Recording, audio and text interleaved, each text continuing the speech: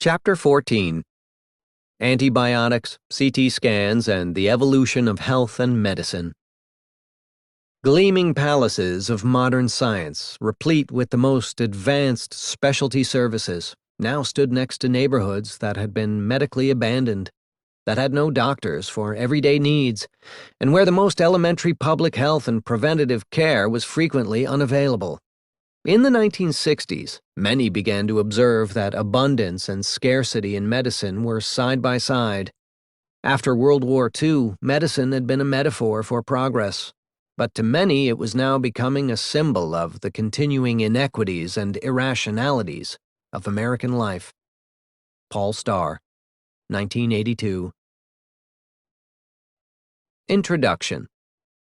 Chapter 7 examined the rapid progress made in the sphere of public health and medicine from 1870 to 1940, when a confluence of environmental, social, and medical advances both extended and improved American lives. The greatest beneficiaries of these health improvements were children, as most of the life expectancy gains were owed to significant reductions in infant mortality.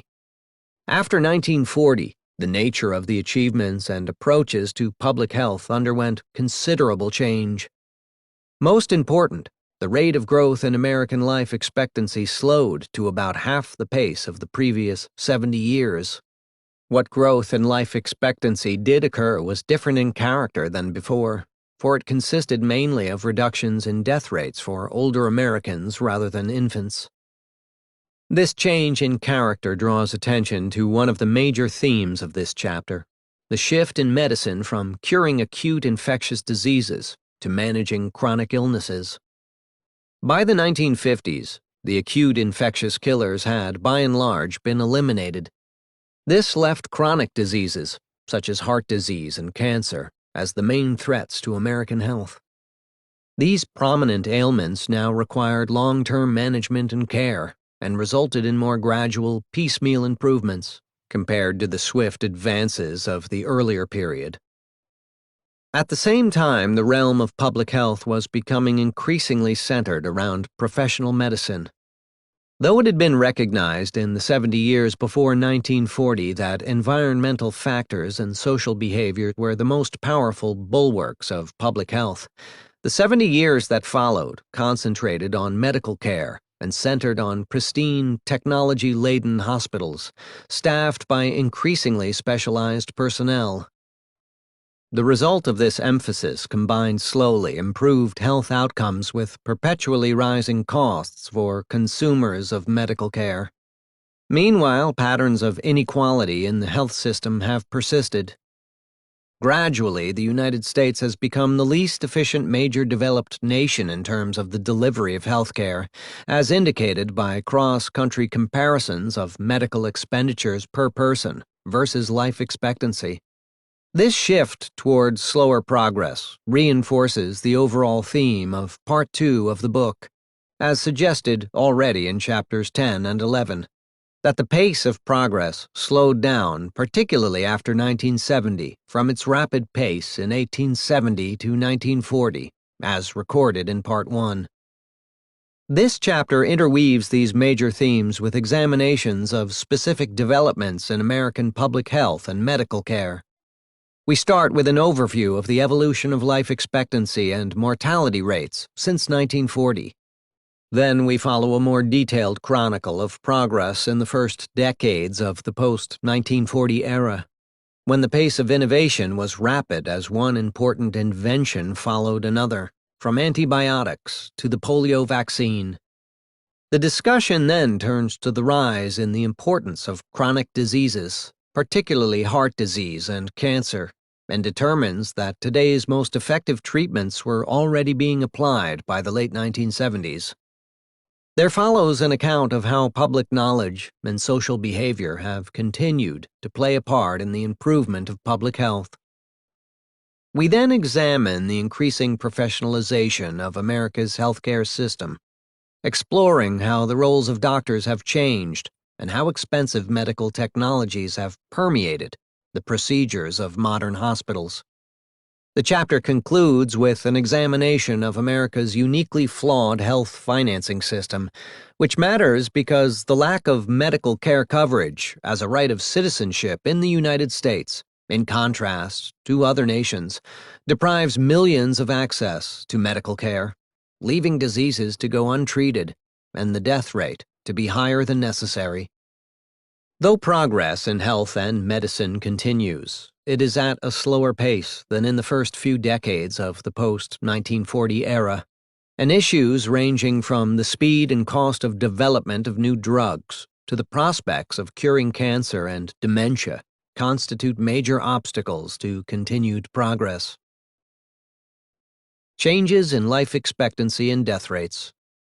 After the rapid growth in life expectancy before 1950, American life expectancy continued to grow, albeit at a more moderate pace. The average American in 1950 enjoyed 25 years longer life expectancy at birth than in 1880. By 2008, average life expectancy at birth had gained about 9 additional years from the 1950 figure. Even within the post-war period, life expectancy manifested apparent diminishing returns. A newborn in 1975 could be expected to live nearly 8 years longer than one 35 years earlier. 33 years later, however, additional life expectancy was only 5 years more than in 1975. In short, lives were extended more before World War II than after. This trend, unsurprisingly, was reflected in death rates. In the first 40 years of the 20th century, the death rate per 100,000 people dropped 37.2%. In the 60 years that followed, it fell 19.4%. The growth in life expectancy not only slowed, but also fundamentally changed. Much of the life expectancy gains of the 70 years before 1950 came from drastic reductions in infant mortality. Whereas overall life expectancy at birth increased only 13% between 1950 and 2008, life expectancy for Americans aged 60 years rose more than 33%. This shift toward improving life expectancy in the older age groups is not surprising. For once infant mortality was all but eliminated and more people were living longer, chronic diseases came to dominate as the major sources of mortality in the second half of the 20th century. Indeed, by 1945, more than 2/3 of all deaths were attributed to chronic diseases, including heart disease, cancer, and stroke. Only 25 years earlier, 2/3 had been from infectious diseases. Thus, it was attention to these chronic diseases that drove life expectancy gains during the second half of the century. The biggest killer of the 20th century was heart disease. Unlike most diseases, the mortality rate due to major cardiovascular diseases increased between 1900 and 1940 and did not begin to recede until the mid-1960s. See Figure 14.1. Of the approximately 1,720 deaths per 100,000 people in 1900, heart disease claimed 345.2, or 20%. By 1940, it was the cause of 485.7 of the 1,080 deaths per 100,000 people, or almost 45% of all deaths. At its peak in 1963, heart disease was the cause of more than 55% of all deaths. But by then, a movement toward reducing its incidence was well underway, with many aspects of prevention and treatment already established, including control of blood pressure, better equipped emergency rooms, and separate coronary care units in hospitals. Heart disease remains the leading cause of death in the United States today, accounting for 24.2% of deaths in 2010. The decline from 1963 to 2010 in the share of heart disease as a cause of death was the indirect result of the steady increase in cancer mortality. For those who did not die from heart disease, lived longer, and were more vulnerable to contracting other diseases, chiefly cancer.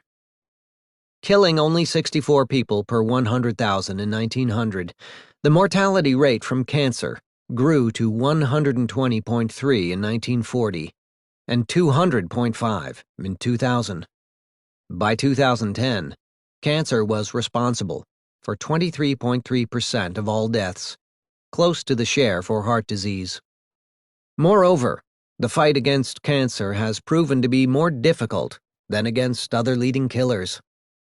Even as research and treatment efforts have intensified over the past 3 decades and funding has soared dramatically, the annual death toll has risen 73%, over 1.5 times as fast as the growth of the U.S. population.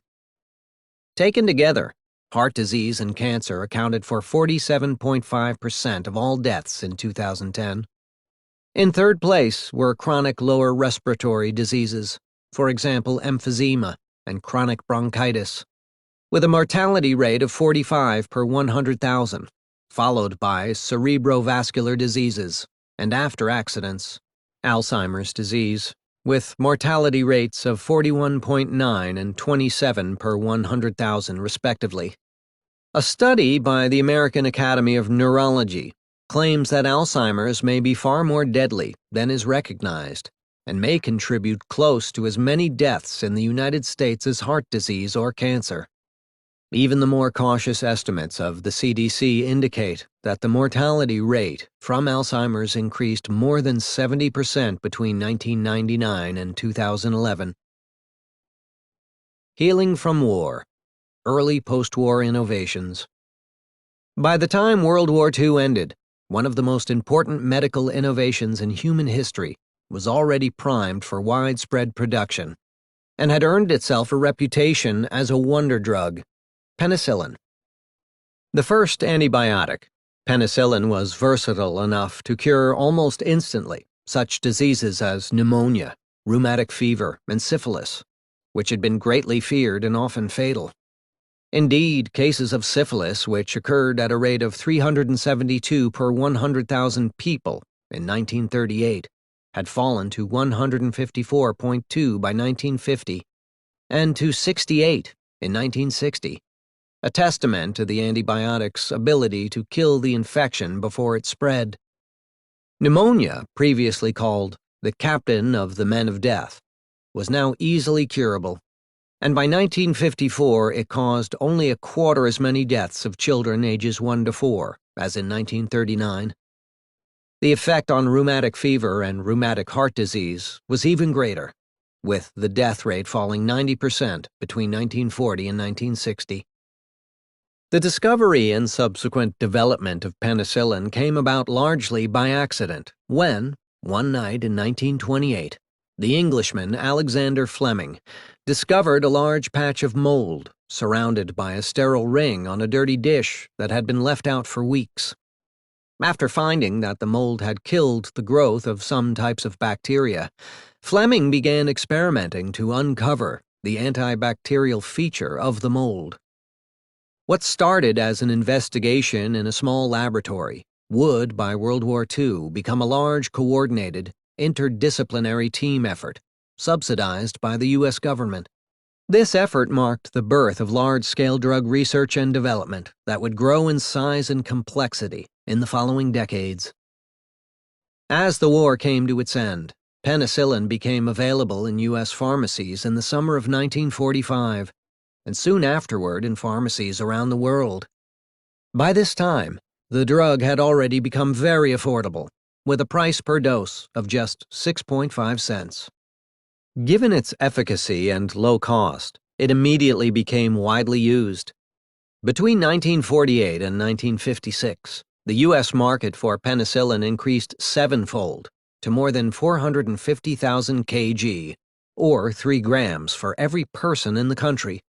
Even as other antibiotics followed penicillin's lead and entered the market in the post-war years, the trailblazing drug maintained its cure-all aura to the point that patients were demanding that no one person should be allowed to die without having been given penicillin.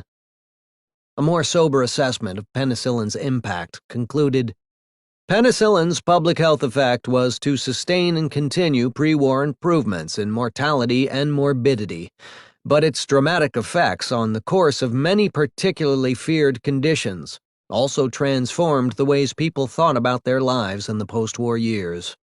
Compared to the pre-war atmosphere of self-reliance, self-discipline, and, of course, guilt in the event of failure to maintain health, infection now came to be seen as a technical problem, susceptible to a pharmaceutical solution. Following penicillin, an array of other antibiotics quickly arrived. In fact, 50% more new drugs were approved by the FDA between 1940 and 1960 than in the 51 years that followed, as shown in Figure 14.2. Like penicillin, most other new antibiotic drugs became affordable in the immediate post-war years, as they were largely competing with each other and declined in price together. The antibiotic streptomycin, when supplemented with a regimen of several other antibiotics, has been credited with the elimination of tuberculosis as a major disease, at least within the United States. The incident rate of the disease, which had already declined fivefold from 1900 to 1940, decreased by another two-thirds between 1944 and 1960. By 2001, fewer than 6 in 100,000 Americans reported a case of tuberculosis. Other post-war benefits emerged from wartime research, including improved resuscitation therapy to prevent and treat shock, as well as safer, more effective blood replacement techniques. In 1947, Dr. Stephen S. Hudak performed the first joint replacement surgery after about 8 years of experimenting with artificial joints. In 2010, there were more than 1 million joint replacement surgeries in the United States, the effect of which can be measured by analyzing the influence on quality-adjusted life years, hereafter QALYs, a metric calculated by multiplying the additional years of life achieved by a medical procedure by the assessed quality of that extra year, which falls between 0 and 1 being perfect health. One study found that on average, hip replacement surgery provides an additional 0.8 QALYs over 5 years. Another important advance of the early post-war years was the development of a polio vaccine. Polio was not a particularly important killer, and mortality rates from polio were quite small.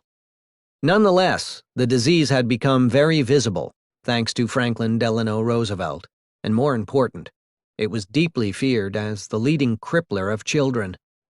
It is a testament to how effectively so many deadly diseases, especially childhood ailments, had already been virtually eliminated in the first half of the century, that the risk of polio was such a prominent source of worry in the 1940s and early 1950s. The annual March of Dimes, a campaign to raise money for research to fight polio, drew more public support and money than any other health campaign. This public support was rewarded with the development of the Salk vaccine in 1955, which proved extremely effective after the largest clinical trial in history, in which more than 400,000 American children took the immunization. 5 years later, the Sabin vaccine, also for polio, earned the Surgeon General's recommendation and would soon become the more prevalent of the two immunizations. By the late 1960s, the polio virus had been entirely eliminated in the United States. These developments can be seen as the culmination of a long history of eliminating childhood diseases since 1890, just as antibiotics had nearly eliminated many of the most prevalent infectious diseases. As Robert Budd writes, one can think of the middle of the 20th century as the end of one of the most important social revolutions in history, the virtual elimination of infectious disease as a significant factor in social life. A shift in focus, the campaigns against chronic diseases. With infectious illnesses dwindling to insignificance, the focus shifted to chronic ailments, particularly cardiovascular disease, CVD, and cancer. Cardiovascular epidemiology, the branch of medicine specifically concerned with heart disease, was established in the late 1940s. For the first time, members of the medical profession began in-depth investigations into the risk factors contributing to heart disease, assessing factors such as geography, cholesterol levels, high blood pressure, smoking, and dietary habits. Heightened attention to the cardiovascular epidemic led to a rapid improvement in understanding and a multidimensional campaign to fight the disease. By the mid-1960s, just as CVD mortality rates peaked, many of the methods of treatment and prevention prevalent today had already been developed. In the middle of the decade, a series of reports from the DeBakey Commission noted with pride that research in high blood pressure had resulted in the development of drugs to lower blood pressure levels. Atherosclerosis of major arteries was being attacked surgically with gratifying results, and artificial arteries had been invented. Cardiac pacemakers were now available, implanted in more than 5,000 living adults. Anticoagulant drugs were in use. Even the first heart transplantations had been conducted by the late 1960s, although for the first several decades they remained rare, owing to relatively low survival rates. Only in the 1980s did heart transplantation become effective, with 1-year and 5-year survival rates of 85% and 75%, respectively. Nonetheless, transplants remain relatively rare and have played a minor role compared to the CVD treatments already available in the early 1960s. Pacemaker implementations, of which there were 188,700 in 2009, are far more common than heart transplants.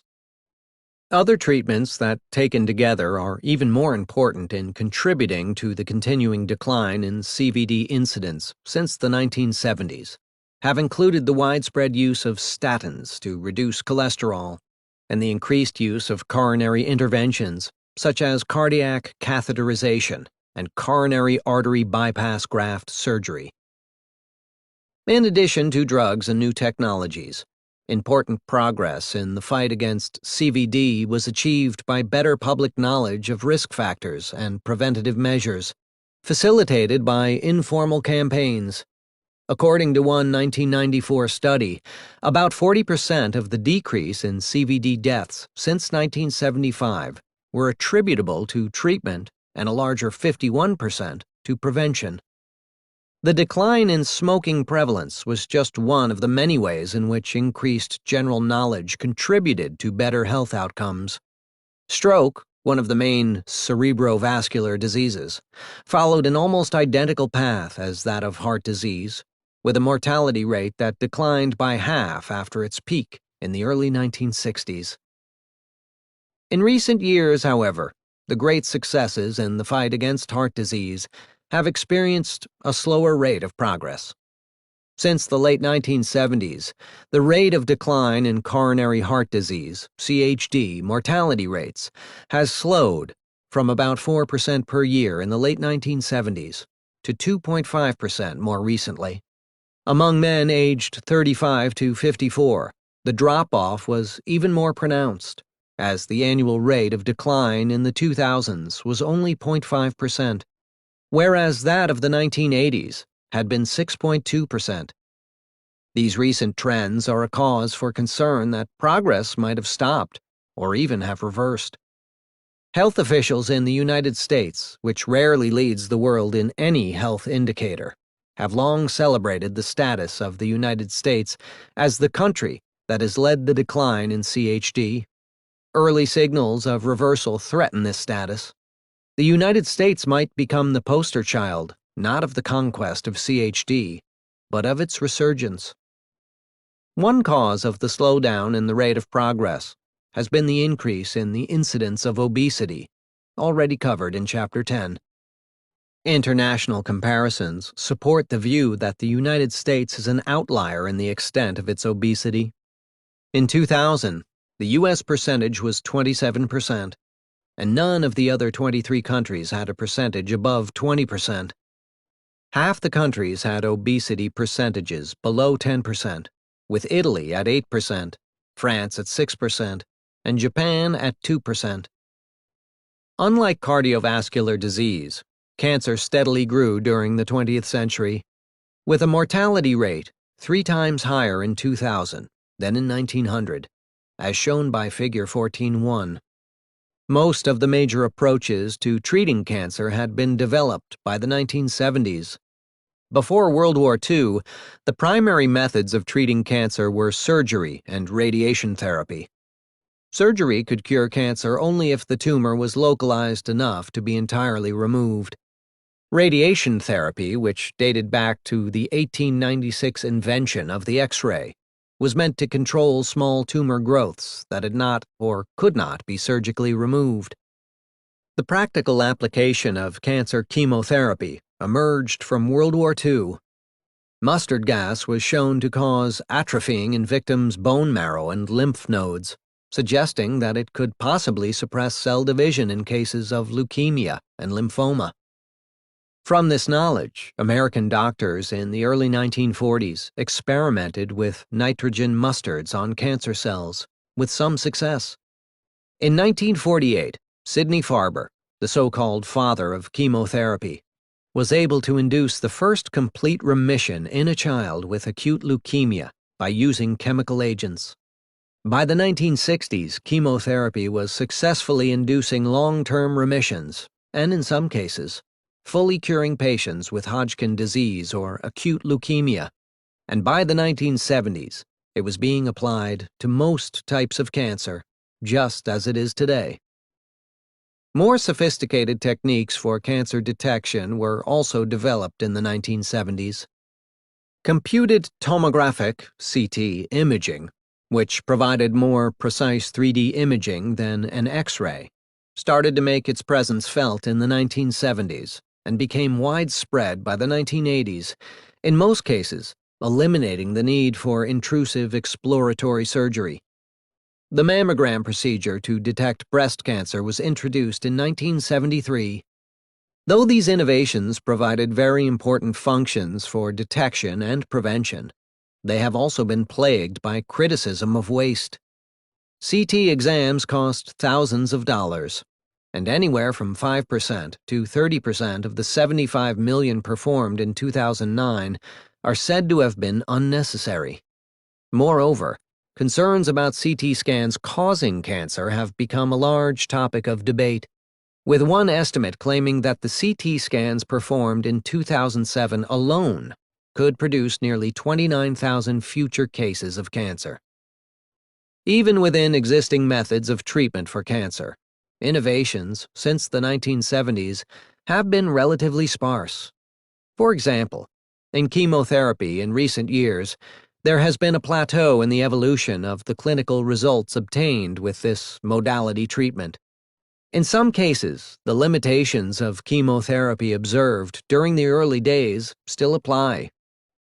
Even though the United States declared an unofficial war on cancer in 1971 with the National Cancer Act, the percentage of Americans dying from cancer, even when adjusted for the fact that Americans are living longer, was no better in 2004 than it was in 1970.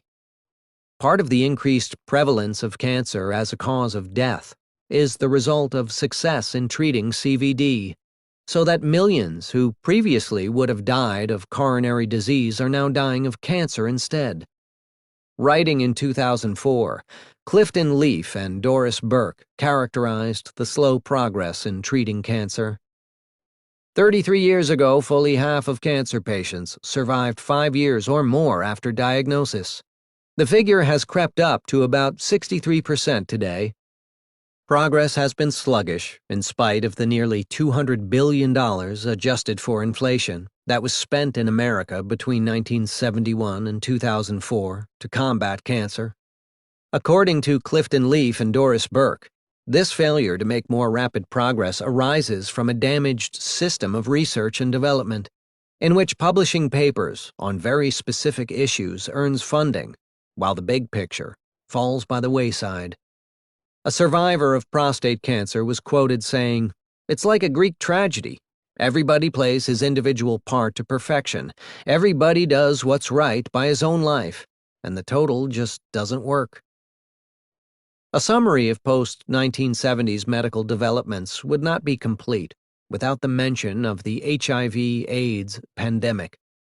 While scientists still debate the disease's origins, it is certain that HIV, or the human immunodeficiency virus, made its way to North America in the late 20th century. HIV is a retrovirus spread primarily through sexual intercourse or sharing hypodermic needles. Left untreated, HIV will eventually lead to AIDS, or acquired immune deficiency syndrome, a condition where the body's immune system is seriously compromised.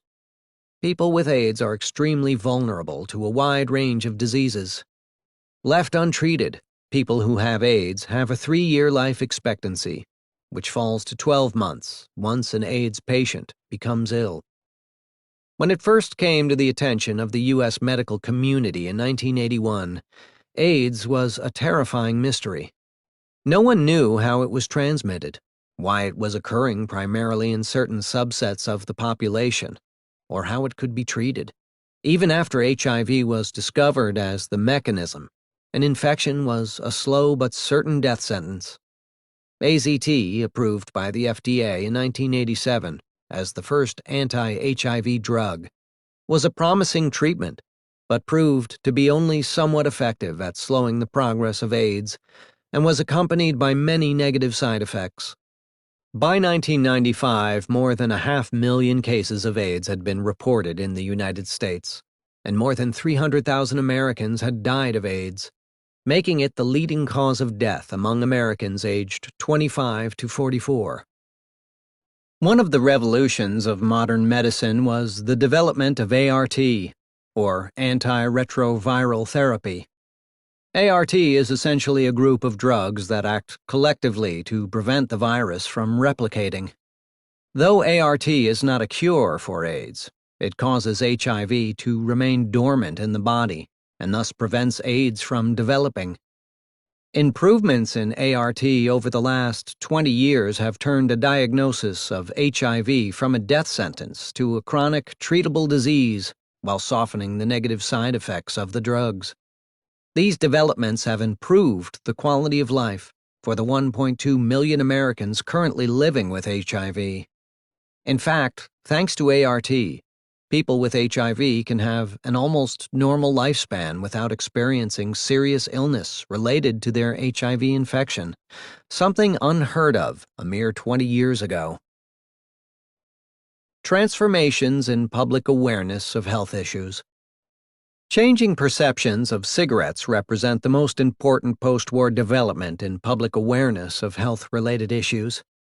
At the beginning of the 20th century, cigarette consumption was modest, but over the next 60 years it spread very rapidly, becoming almost ubiquitous in the 1950s.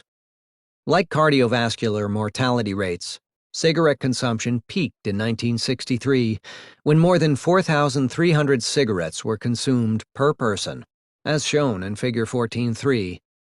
After remaining at a plateau above 4,000 per person through 1977, consumption declined steadily to 1,230 by 2011, largely as the result of a comprehensive campaign to raise awareness of the deleterious health effects of smoking. Nonetheless, tobacco use is still estimated to contribute an estimated $200 billion per year in added health care and lost productivity costs, and the pace of reductions in smoking rates appears to be slowing.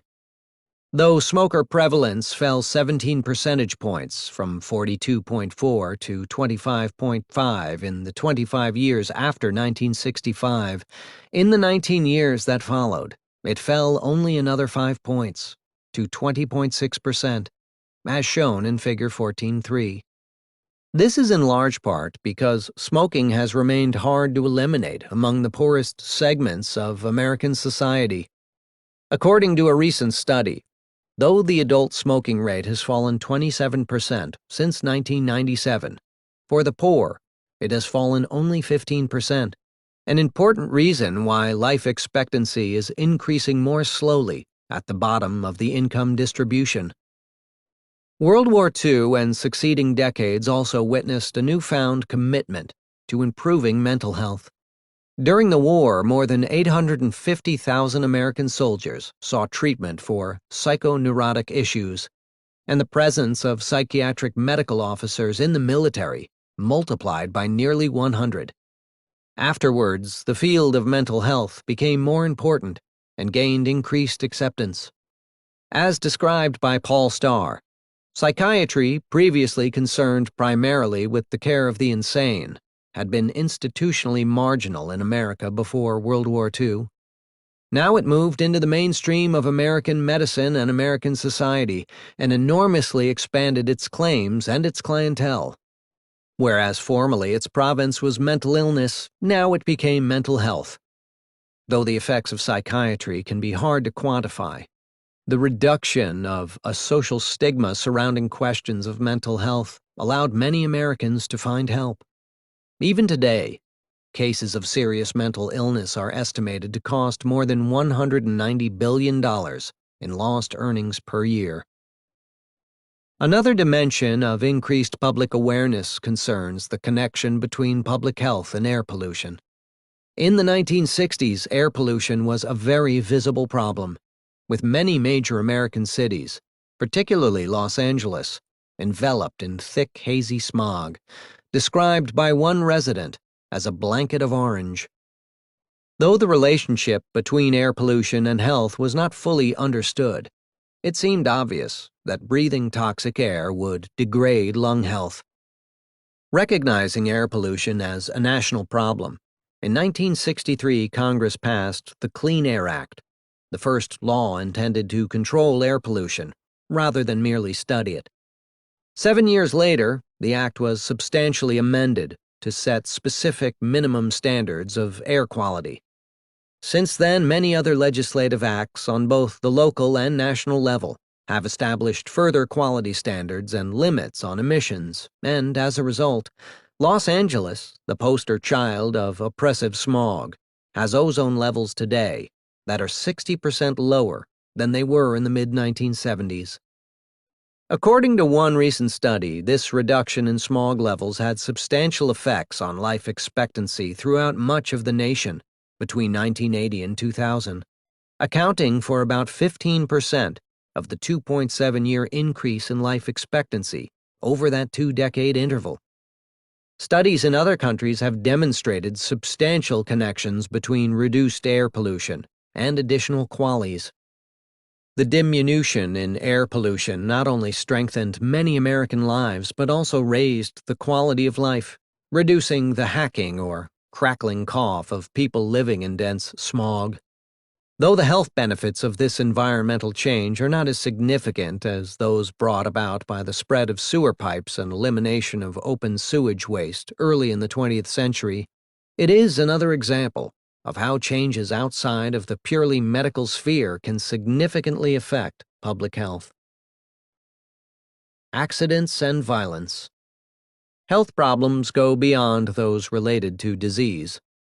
Today, accidents are the fifth most prevalent cause of death in the United States, claiming more than 126,000 lives in 2011, or 40.6 per 100,000 people. As shown by the top line in Figure 14.4, the accident mortality rate was relatively stable at between 70 and 90 between 1900 and 1940, then fell rapidly to 35 in 1990, before retreating back up to 41 in 2011. The failure of the accident rate to decline before 1940 was entirely due to the prevalence of automobile accidents.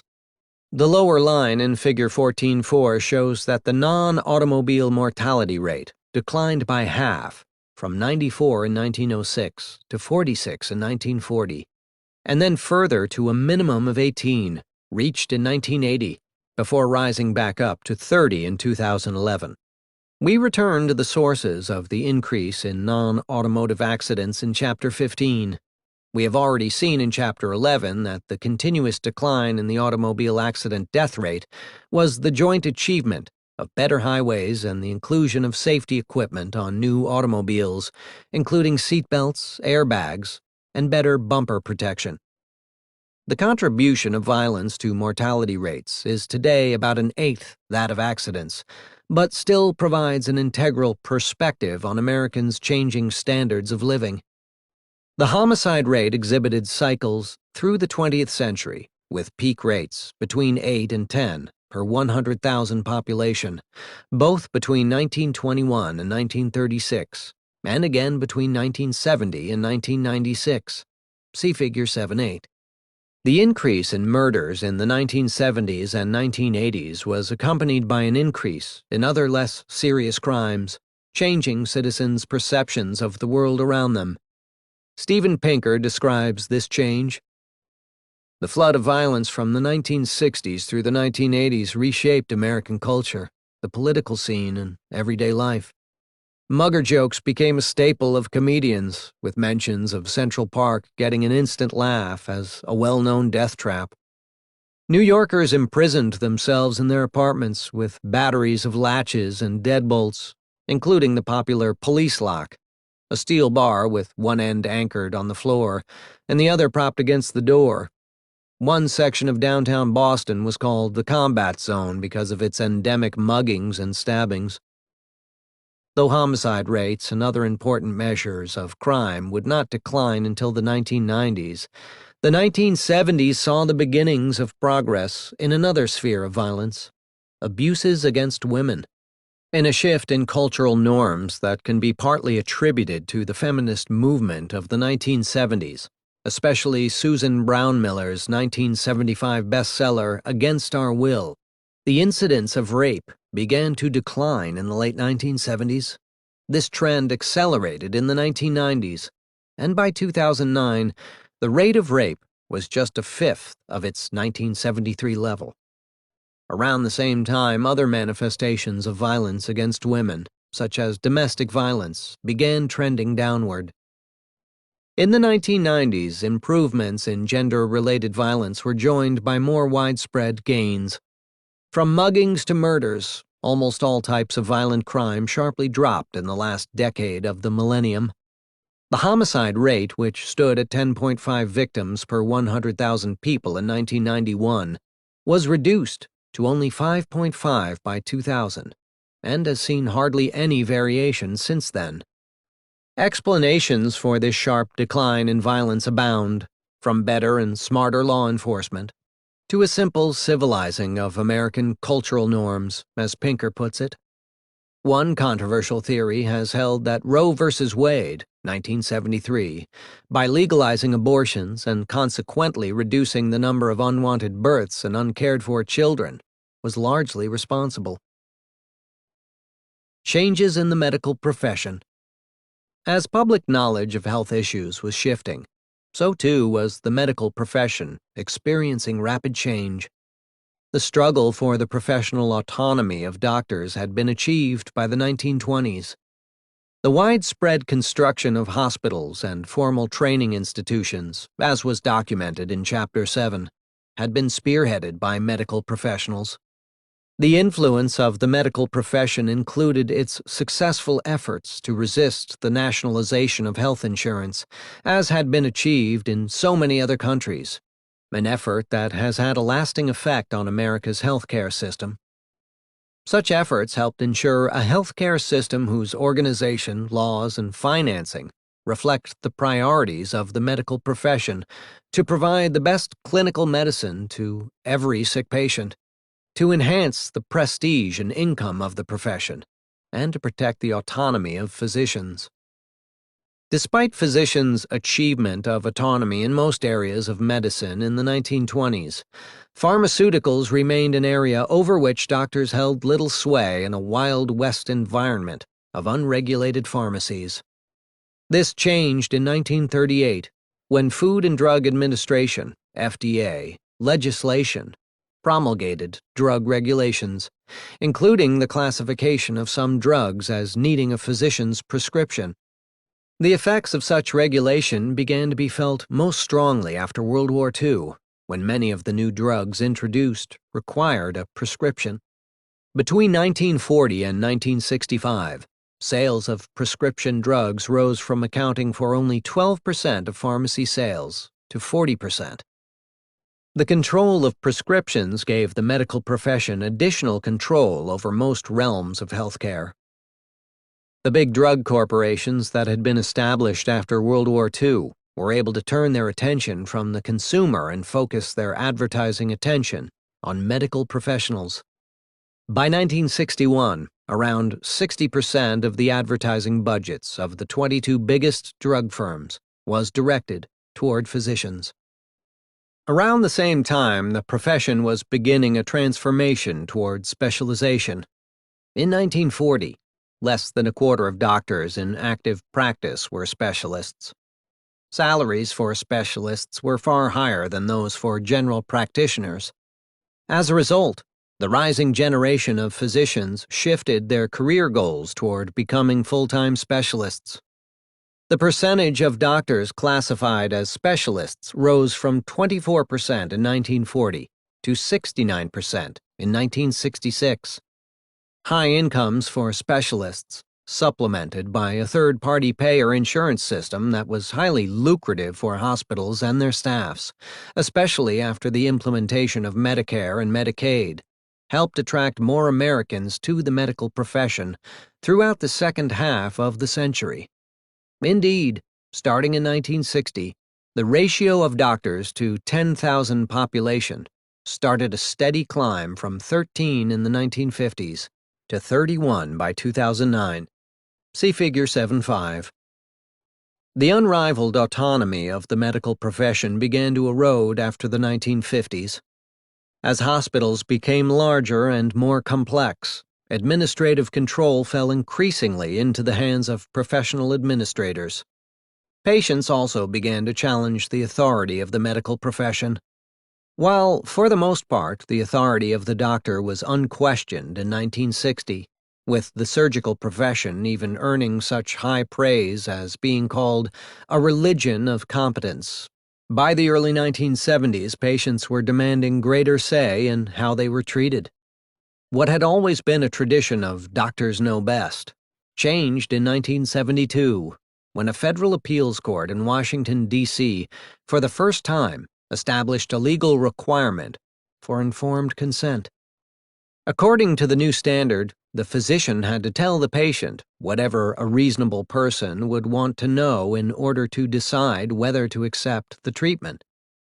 In 1973, responding to increasing pressure from healthcare consumers, the American Hospital Association came out with a Patient's Bill of Rights. By Paul Starr's account, nowhere was the distrust of professional domination more apparent than in the women's movement. Feminists claimed that as patients, as nurses, and in other roles in healthcare, women were denied the right to participate in medical decisions by paternalistic doctors who refused to share information or take their intelligence seriously. Part of the reason for the loss of trust in the medical profession was related to the movement toward specialization. Whereas in the past, Americans' main connection to the medical community was through a primary care physician, i.e., a general practitioner who formed long-term relationships and recommended a specialist as something of a last resort. In the second half of the 20th century, many patients were increasingly bounced from specialist to specialist, with little coordination to avoid overlap and excessive costs. Today, fewer than 30% of American doctors are generalists, compared to at least 50% in most other advanced countries, prompting some to classify the decline in primary care as the silent crisis undermining U.S. healthcare. Electronics, technology, and the most recent medical innovations. The role of electronic technology centers on new methods of scanning. The CT scan from the 1970s provided a more accurate method of internal imaging and detection. Its disadvantages include a cost of several $1,000s per scan, and concerns about its potential to cause cancer through excess radiation. The CT scan was soon supplemented by a radiation-free imaging technology, magnetic resonance imaging, MRI. First introduced in 1977, The MRI provided an alternative to the CT scan that had both comparative advantages and weaknesses in imaging different parts of the body. Use of both MRI and CT scans has increased by an annual rate of more than 8% per year since the mid-1990s, demonstrating both their diagnostic potential and continuing high costs, with more than $100 billion spent annually on medical imaging, including positron emission tomography, PET scans, ultrasound, and nuclear medicine tests. Beyond improved imaging processes, the most important technological medical innovations of the past 40 years are yet to be realized.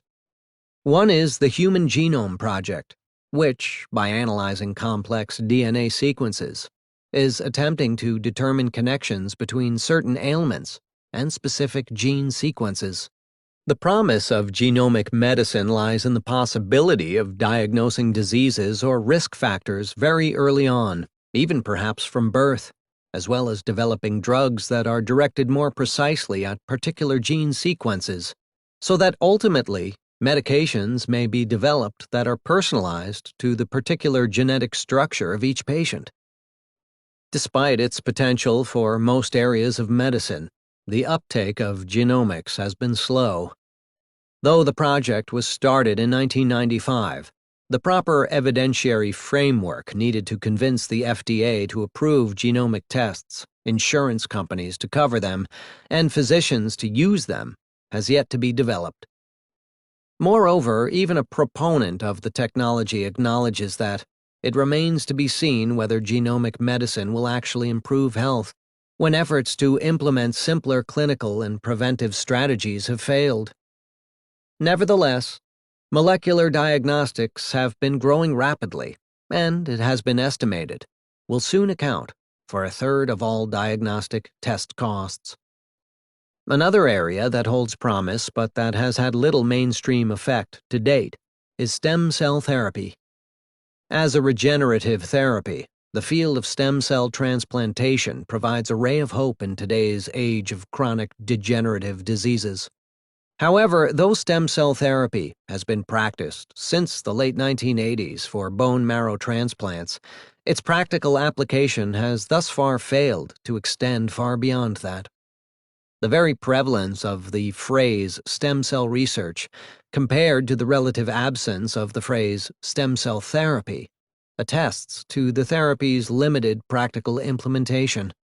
In 2008, according to Google's Ngram Viewer, the first phrase was used 11 times more often than the second in a sample of more than 5 million books.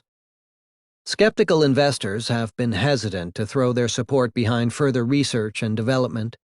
Jeffrey O'Brien writes, "Long-time horizons, regulatory hurdles, huge R&D costs, public sentiment, and public headwinds have all scared financiers.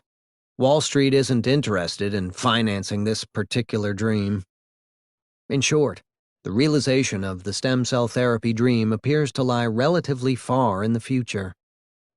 Today, though bright ideas and human ingenuity abound, as exemplified by the concepts of genomic medicine and stem cell therapy, translation into practical clinical applications are relatively rare. Part of this discrepancy stems from the ever-increasing costs of developing new medical innovations. As we noted in Figure 14.2, new drug approvals have stagnated since the 1960s. A more basic measurement of drug industry innovation is to use new molecular entities, NMEs, which contain previously unused chemical functional groups and form the fundamental chemical base for families of related drugs. Since the 1950s, according to Bernard Munoz, companies have produced NMEs at a steady pace, even though they have made ever-increasing investments into research and development, with the costs of NMEs rising 13.4% per year over those 6 decades.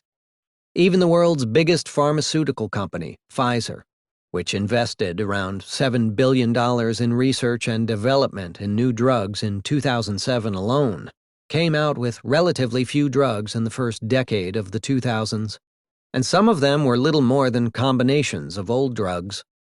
Other companies have developed spin-offs of old drugs that can cost more than 20 times more than their predecessors, without producing any measurable improvements in outcome. As Victor Fuchs and Alan Garber succinctly sum up the situation, marginal improvements from the last dollar we now spend are small.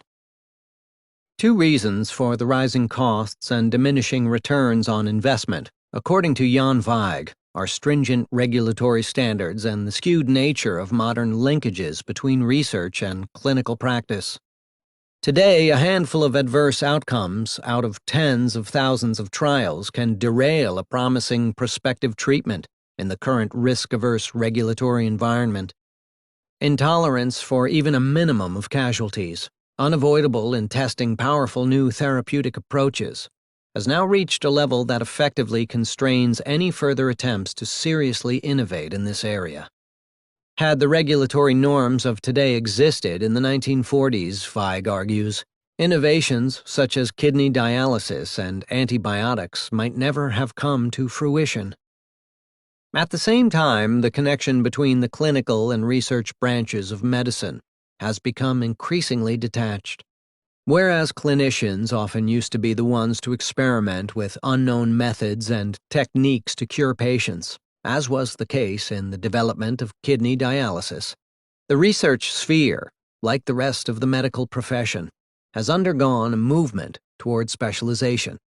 As we have seen previously, incentives in cancer research have turned toward favoring the expansion of specialized knowledge for knowledge's sake. Unfortunately, the unraveling of molecular pathways, not their use in clinical interventions, is the way to get scientific recognition, publications, and promotion. Ironically, to publish a paper in a top journal describing merely a new cure for cancer has much less priority than hardcore science, providing an interesting mechanism. Meanwhile, even when research does reach the clinical, pragmatic stage, patients hesitate to take part in experimental treatments. In contrast to the old days, there are therapies for about everything. Hence, they prefer to stick with the old, proven therapies and are highly reluctant to participate in something new. Only terminally ill people see some benefit. In spite of these formidable barriers and the generally stagnant trends of the past several decades, from unchanging cancer treatments to static new drug approvals, medical optimists continue to extol inventions such as diagnostic robots or 3D printing of internal organs.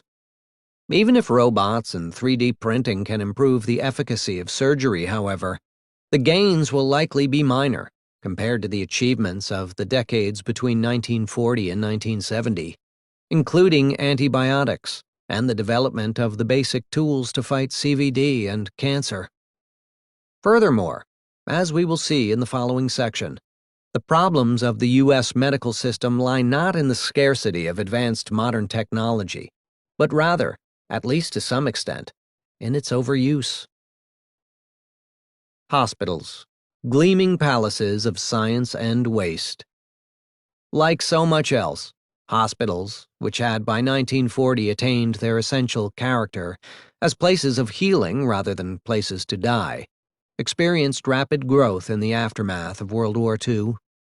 A catalyst to extensive hospital construction was the 1946 Hill-Burton Act, which, over the following 20 years, would help fund 4,678 hospital projects.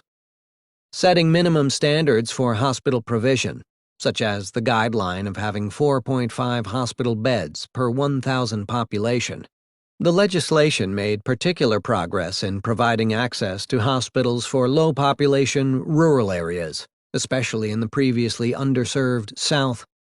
This expansion of facilities and services was reflected by general hospital admissions, which rose by 26% in the 6 years after 1946.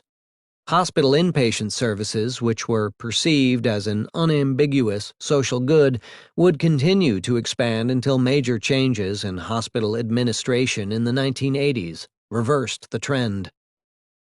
Hospitals of all kinds, bolstered by increased funding and freed in large part from considering cost constraints, thanks to third-party hospital insurance, greatly expanded staff and equipment, including high-tech machinery. As early as 1960, almost every short-stay hospital, no matter how small, had diagnostic X-rays, clinical laboratories, and post-operative recovery rooms. This proliferation of hospital services and equipment only grew after the implementation of Medicare and Medicaid, with more than half of all not-for-profit hospitals having intensive care units in 1969, compared to only a seventh in 1961. At the same time, the rate of surgical operations was steadily growing from the 1960s through 1980.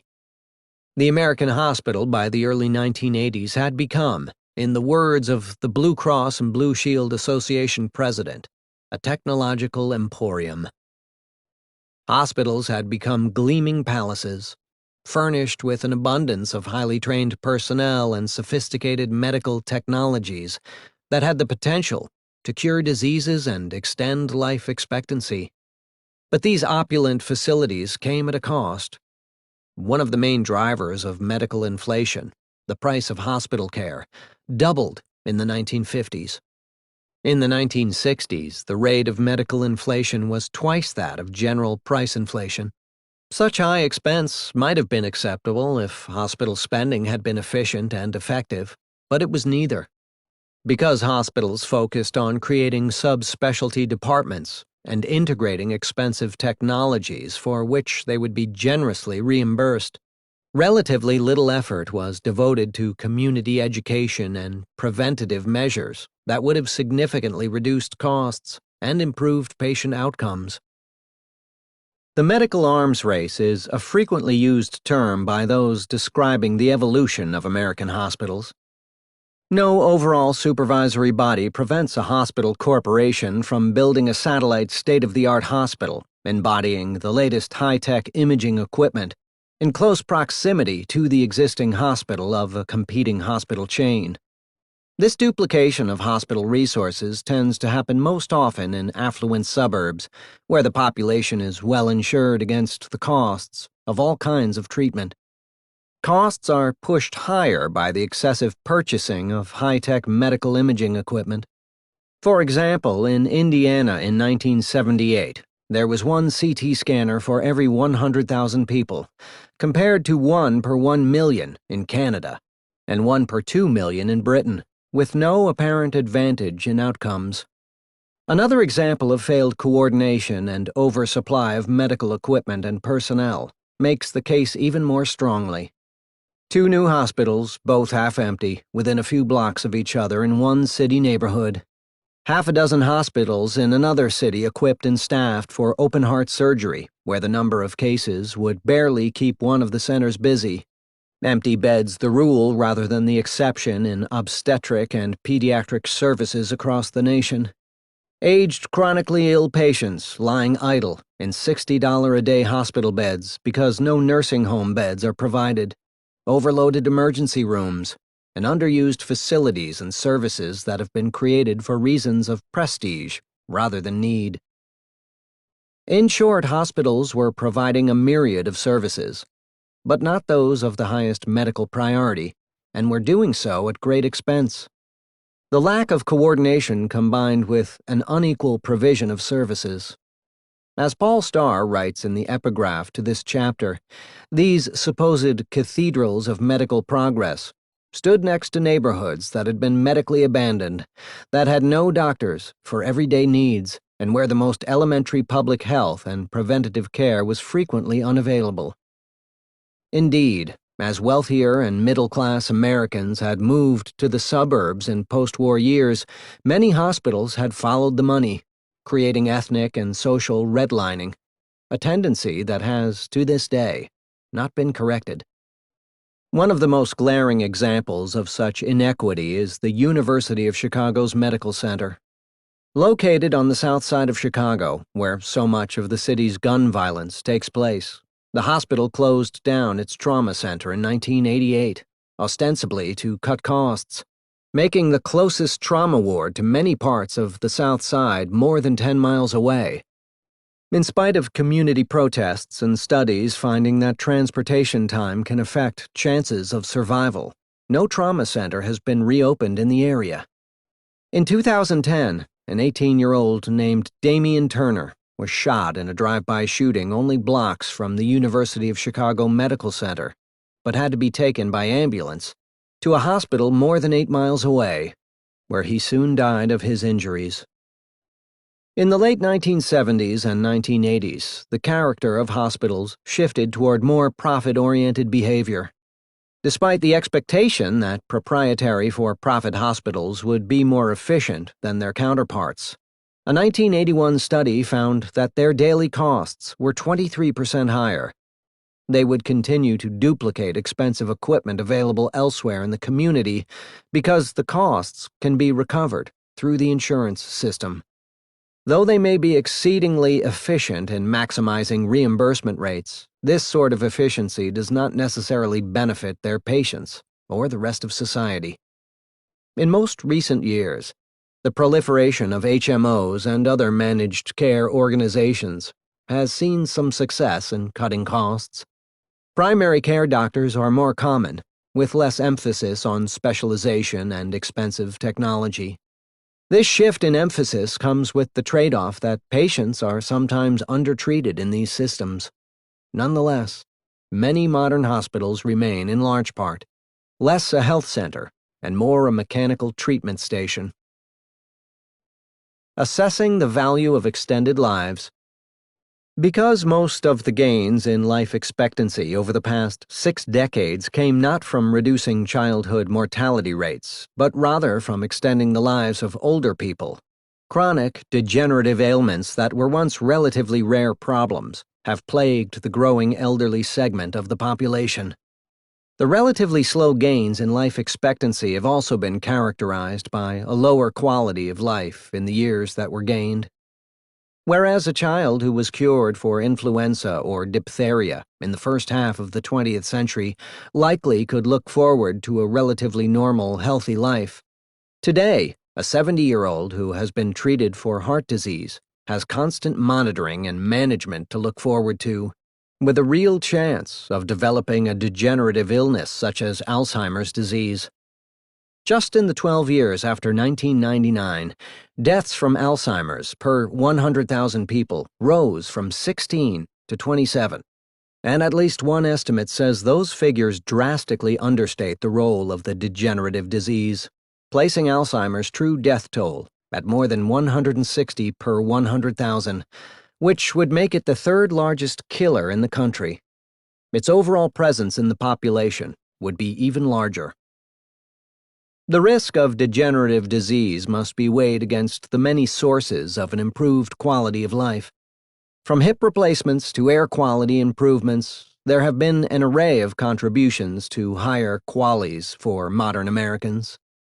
Even many seniors who do not face problems as serious as Alzheimer's disease or other degenerative illnesses, such as Parkinson's disease, will spend their additional years in and out of hospitals, where they will receive high-tech, high-cost interventions, while they suffer from a lack of low-tech, high-touch services, such as visiting nurses and nurses' aides, and will experience hardships with respect to housing, transportation, shopping, and social services.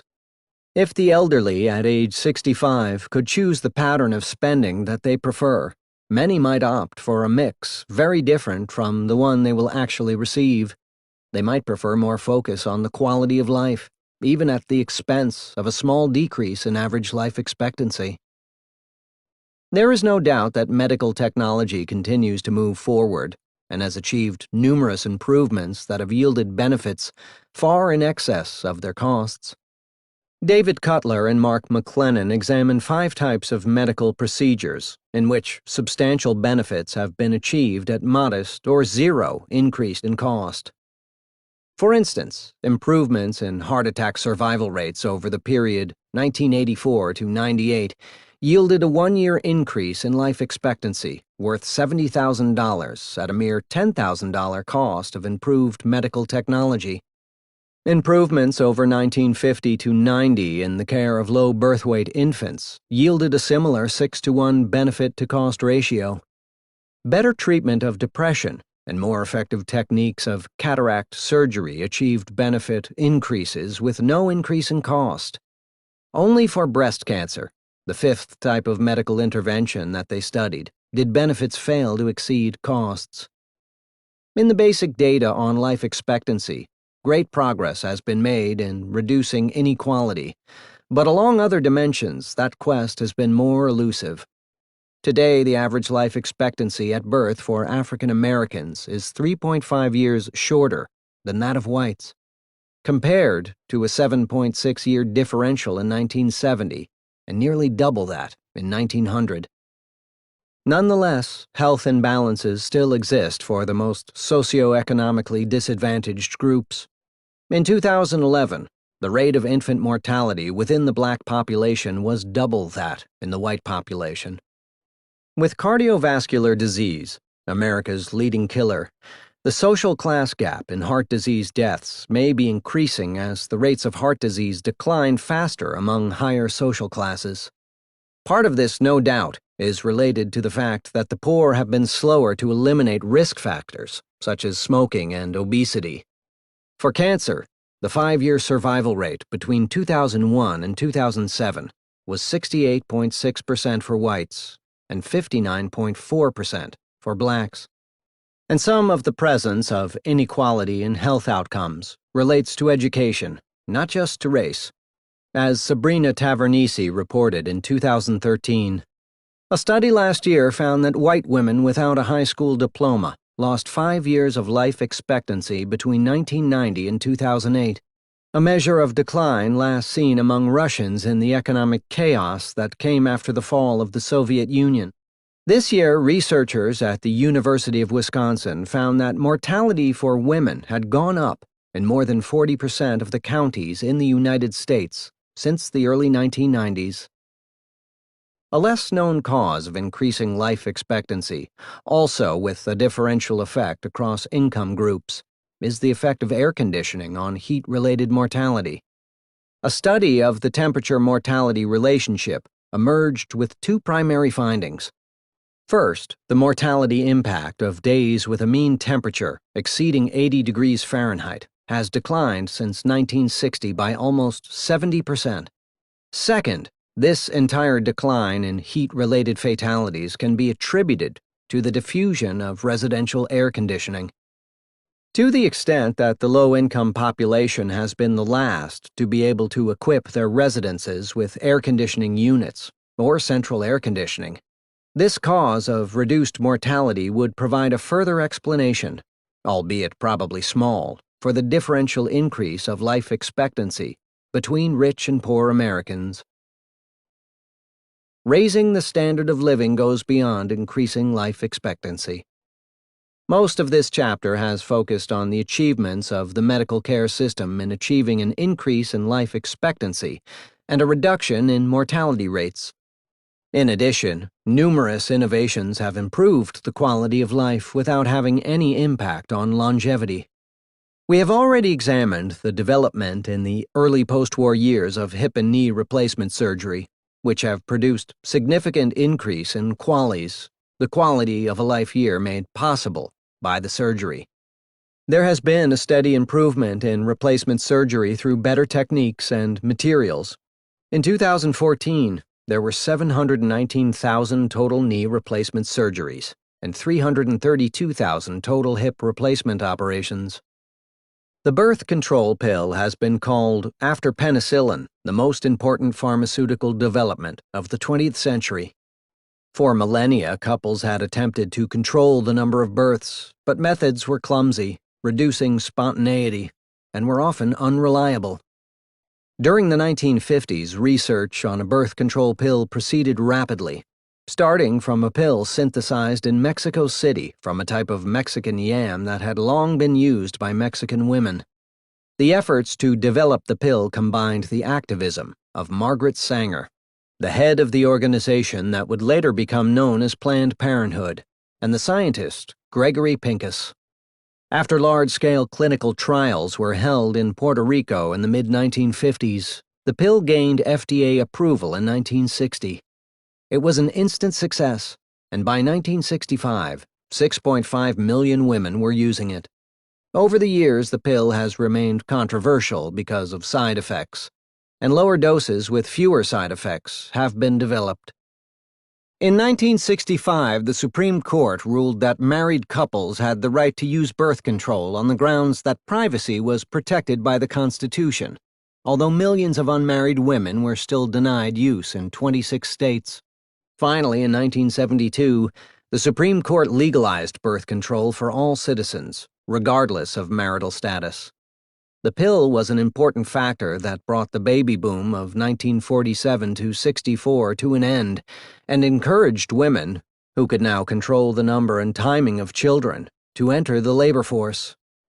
The years of the most rapid increase in the labor force participation rate of women were 1965 to 85.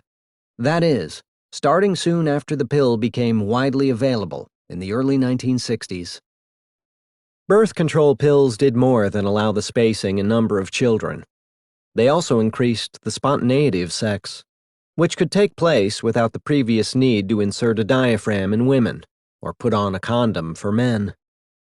Another important innovation that came later was a medical cure for erectile dysfunction. Sildenafil, developed by two Pfizer research lab employees, was synthesized in 1989 and starting in the late 1990s, sold by Pfizer under the brand name Viagra. Soon Viagra was joined by competing drugs, including Cialis. To the extent that these drugs make sex possible as people age, for people who would otherwise have stopped having sex, it can be said to contribute to the quality of life measured by QALYs. Dentistry has not been discussed in this chapter, for it has little effect on the length of life. But note should be made of progress that has raised the quality of life. Research on adding fluoride to water was carried out in the 1930s to determine the optimal ratio of fluoride to water that would protect against tooth decay without staining teeth. Grand Rapids, Michigan, in January 1945 became the first city to have its water fluoridated, and a year later my own city of Evanston, Illinois became the site of a test to determine whether fluoridation resulted in a reduction of tooth decay compared to nearby towns. Fluoridation became the official policy of the U.S. Public Health Service in 1951, and by 1960, water fluoridation was widespread. Fluoridation now reaches 64% of the U.S. population, one of the highest percentages in the world, and the development of fluoridated toothpaste has further caused a decline in the prevalence of tooth decay. In one controlled experiment comparing the Irish Republic, which had fluoridated water, and Northern Ireland, which did not, fluoridation was shown to reduce tooth decay by 56%. Paying for health care. Although around 16% of the American population lacked health insurance in 2010, compared to the universal coverage enjoyed by citizens in the great majority of other developed nations, the United States still spent significantly more per person than any other country, with no corresponding advantage in health outcomes. Figure 14.5 plots the group of 7 nations' life expectancies against health expenditures per person. The countries are arranged from left to right in order of decreasing life expectancy. Although American per-person health expenditure was more than twice that of Italy and the United Kingdom, life expectancy in the United States was about 4 years shorter. Perhaps the most telling comparison, because of their considerable similarities, is between the United States and Canada. U.S. per-person healthcare spending was nearly 55% higher than Canada's, and its life expectancy was 2.5 years shorter. What elements of the U.S. medical care system make it so relatively expensive and ineffective? This question, as it applies to the United States versus Canada, has been studied directly by Alexis Posen and David Cutler. They focus on the 2/3 of total cost difference attributable to physicians and hospitals, and are able to allocate the high level of U.S. spending to 3 categories. They conclude that 39% of the U.S. excess is due to administrative expenses, 31% to higher incomes of medical practitioners, and 14% to additional procedures, for example, extra tests. They are unable to allocate the remaining 16% of spending differences to a specific cause. They are careful to qualify their results. Higher physician incomes in the United States, for instance, may reflect higher incomes of all skilled occupations and may be necessary to induce young people to enter the medical profession. The additional procedures in the United States may be excessive or effective, viewed individually, but they have not been sufficient to offset the 2.5-year shortfall of life expectancy in the United States. The likeliest indicator of waste is the high amount of administrative expense in the United States, due in large part to the complexity of the insurance system and the need for extra non-clinical workers in doctors' offices and in hospitals to deal with insurance-related administrative paperwork. The high costs and inefficiency built into the structure of the U.S. medical care system has its roots in the early 1930s with the creation of Blue Cross for hospital care and Blue Shield for physician payments. Previously, payment had come from patients in a direct exchange to their physicians on a fee-for-service basis. Blue Cross introduced the modern idea of insurance, in which individuals pay premiums into a collective pool that a third party can then pay out for necessary medical expenditures. In 1940, only 12 million people had private health insurance. But during World War II, with wages frozen, many businesses sought to attract employees by offering health benefits tied to employment. After that, not only did third-party insurance plans begin to establish themselves as a primary method of making medical payments, but employment became the most important criterion in obtaining coverage. The link to employment made the system regressive. For those lacking a steady income, or those who worked part-time, or small businesses that were unable to afford insurance, were forced to pay out of their own pockets for medical services. In the case of major illnesses, the medical bills faced by the uninsured could lead to personal bankruptcy. Some remedy for this problem came in the mid-1960s, with the enactment of Medicare and Medicaid, federal government programs aimed to protect the most vulnerable in society, the elderly and the poor. These programs were quite successful at extending care to the previously underserved. Whereas in 1964 the poor saw doctors around 20% less frequently than the non-poor, by 1975 this relationship had been entirely reversed. Similarly, from 1965 to 1985, the proportion of hospital inpatients who were 65 years or older rose from 16% to 30%. However, though these programs expanded coverage, they also enlarged the growing third-party insurance system that contained incentives for excessive spending.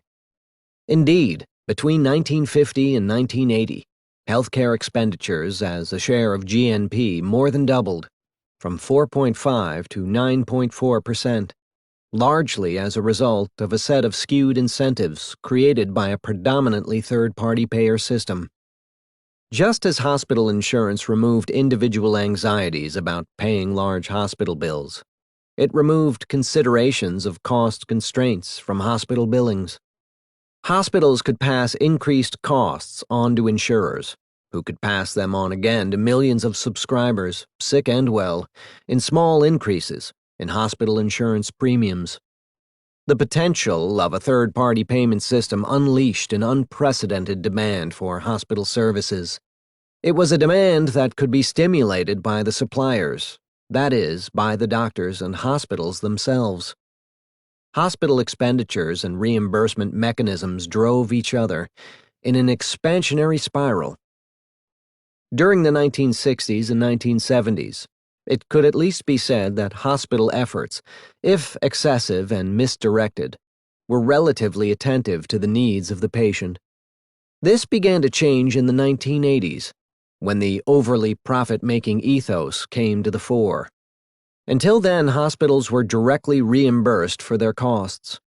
But then Medicare, in an attempt to standardize cost reimbursements, specified standardized reimbursement rates for 467 diagnosis-related groups, DRGs.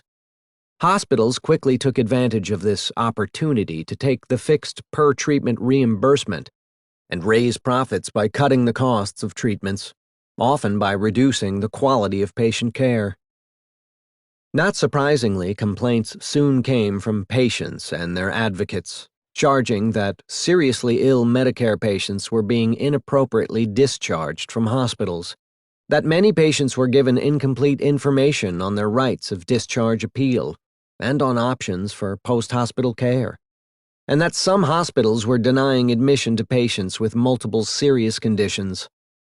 Since hospitals could keep any differences between the actual cost of services for a given case and the amount perceived per DRG, the system gave administrators an incentive to press doctors to give minimal service, justified on grounds of fiscal efficiency. The shift was not simply a case of a few anomalous abuses. As shown in Figure 14.6, the amount of care patients received fell rapidly on average after 1980, as hospitals cut both the number of patients admitted and, more significant, their length of stay. The average length of stay for all patients fell from 7.3 days in 1980 to 4.9 days in 2000. The decline was even more marked among the elderly, as their 1970 length of stay of 12.6 days fell by more than half to just 6 days by 2000. According to one study, patients admitted to the hospital for a broken hip were discharged after just 7 days in 1998, compared to the 20 they would have stayed in 1981. Although better surgical techniques and the expanding availability of rehabilitation hospitals provide a partial explanation, the authors of the study concluded that the patients were also in relatively worse health as they were discharged. The development of managed care organizations began in the early 1970s. Paul Elwood, a pediatric neurologist and hospital administrator, had come to admire the Kaiser Permanente and Mayo Clinic group practices, with fixed fees replacing fee-per-service, and salaries for doctors removing the incentive for medical practitioners to provide excessive testing and services. Elwood, feeling that the first priority of these entities should be to keep people healthy, proposed calling them Health Maintenance Organizations, HMOs. Elwood's persuasive powers contributed to the development of the HMO Act of 1973, but with a twist. The Nixon administration's legislation sanctioned the idea of HMOs, but broadened the concept beyond Elwood's ideal model of group practices in the mold of Kaiser and Mayo.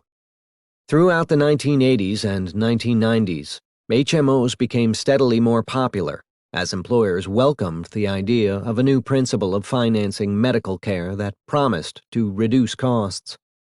But most of this growth was provided by the major for-profit commercial insurance companies, which by 1997 accounted for fully 2/3 of the HMO business. The shift away from the group practice model made a crucial difference.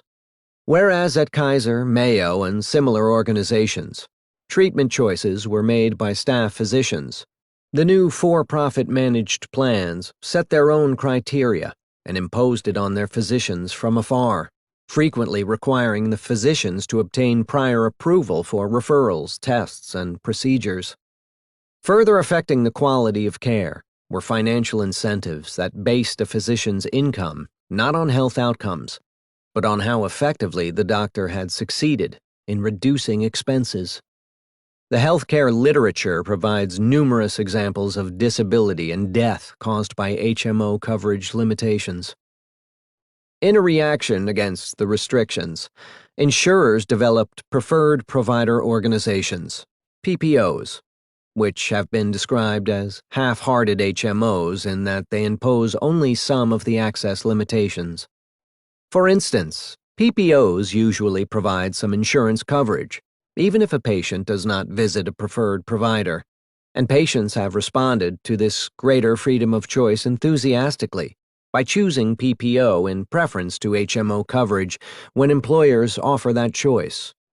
By 2010, PPOs were the dominant form of health plan, covering 56% of employees with insurance coverage, as compared to 19% for HMOs, 21% for various hybrid-type health plans, and a mere 1% for traditional fee-for-service plans. This represented a nearly complete rejection of fee-for-service plans, which had accounted for 73% of covered employees as recently as 1988.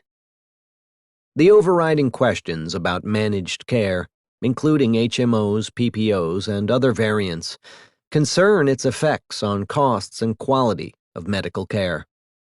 In the mid-1990s, there was considerable optimism that a turning point had been reached, as was justified by the time path of the share of healthcare spending in GDP, as displayed in Figure 14.7. Notice that the spending share began to creep up in the 1960s and 1970s, and then rose rapidly, at 4 times the overall rate of inflation in the late 1980s and early 1990s. But then the share stabilized and rose only from 13.5% to 13.8% between 1993 and 2000. And spending in 2000 was about $300 billion lower than had been projected in 1993. Unfortunately, this progress in cost containment was short-lived, as between 2000 and 2009, the medical spending share rose until in 2010, it accounted for 17.7% of GDP. Jonathan Kahn has ascribed the cost resurgence to the fact that managed care organizations had already reduced all the costs they could without having a severe negative effect on health outcomes. William Schwartz claimed that their initial cost-cutting success was unsustainable for a different reason. For many proprietary organizations had artificially reduced their premiums to drive out competition, a practice that could not last. A more obvious cause of the renewed rise in the spending share was the rapid shift from more restrictive HMOs to less restrictive PPOs, as the PPO share among covered employees rose from 38% in 1999 to 56% in 2010. Whatever the case, the continuing upward creep of the medical spending share of GDP indicated that the initial promise of cost containment through managed care could not be sustained. The restrictions imposed by HMOs and, to a lesser extent, PPOs, as well as the anecdotal evidence of harm done by those restrictions, would seem to support the conclusion that HMOs reduce the quality of medical care. Yet, surprisingly, there is no firm evidence of a quality reduction. In his 2000 review of research studies, David Dranov concluded, "Overall, the evidence suggests that HMOs score higher on some dimensions of quality and lower on others, and on many other dimensions, quality is about even. The mixed empirical evidence belies the many complaints about HMOs. Physicians complain the loudest, apparently unwilling to accept even the possibility of reduced quality in exchange for $300 billion of savings. Perhaps conditioned by the complaints of their physicians, patients are complaining as well."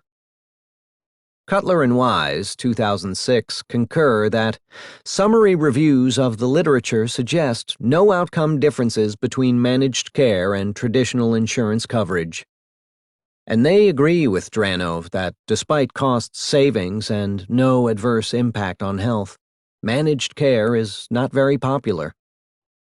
The long evolution of managed care with all its complexity did not change the basic facts that the U.S. medical care system remained by far the most expensive in the world, while providing only partial coverage. On the eve of the passage of the Patient Protection and Affordable Care Act of 2010, better known as Obamacare, 16% of U.S. citizens lacked health coverage, higher than the 12% who had lacked insurance in 1987. The burden of lack of coverage has mostly, contrary to the popular narrative, fallen not on the unemployed or extremely poor, but instead on the working poor. Thanks to a steady decline in employment-based health insurance, by the early 2000s, about 80% of the uninsured were working Americans who were neither poor enough to qualify for Medicaid nor in a position to bargain for a job with health benefits. Among those were citizens who needed and were willing to pay for insurance to cover a pre-existing condition, but who were denied coverage because of that very condition. It is too early to determine the overall effect of Obamacare on the share of healthcare spending in GDP or the efficacy of medical care. The program has three beneficial features. First, it deals directly with the coverage gap for those who lack employer-paid coverage, but have income too high to qualify for Medicaid. Second, the law explicitly prohibits insurers from denying coverage to those who have pre-existing conditions. And third, the law provides substantial subsidies to help pay for coverage. The average cost of the most popular Silver plan in 2014 before subsidies was $4,100, with annual deductibles ranging from $6,000 for individuals to more than $12,000 for a family of four. Two factors mitigate these high costs. First, the average subsidy on a Silver plan was $3,300 per year, reducing the annual premium cost to $828 per year, or only $69 per month. In fact, 85% of those who signed up for health coverage under Obamacare in 2015 were eligible for subsidies. Second, despite the high deductibles, an extensive set of preventative screening tests is offered from any copays, including blood pressure and cholesterol tests, immunizations, mammograms, and colonoscopies, as well as one annual health checkup. Any further medical procedures found to be necessary as a result of preventative screening would be paid for by the patient up to the limit of the deductible. The problems with Obamacare begin with its complexity.